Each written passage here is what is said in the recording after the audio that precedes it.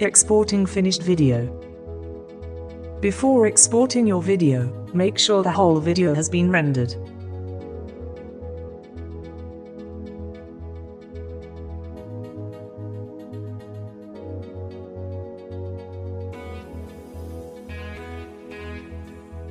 Now you can move on to exporting your video. Select all the clips in your video timeline. Click and drag over the clips as shown here. Now go to File, Export, Media. Use the slider to make sure the whole video is selected. Make sure the triangles line up with the beginning and end of your video.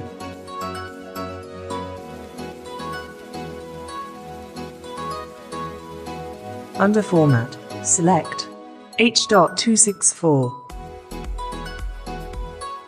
Under Preset, scroll down and select HD 720p29 or HD 720p25 or HD 720p23. Click onto the orange text next to the output name. Make sure you select the right folder to save to. Save your work to the media storage area, found on the desktop. You should have a folder created on there, within a folder for your class. Make sure you save all project files, video, audio, and picture files, used in your video, in this folder. Only use USB as backup.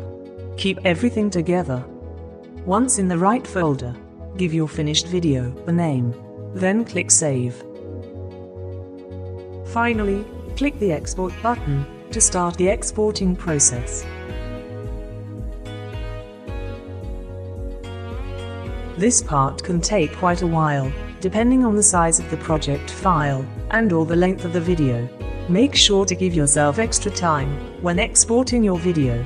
Note, this clip has been sped up for this video.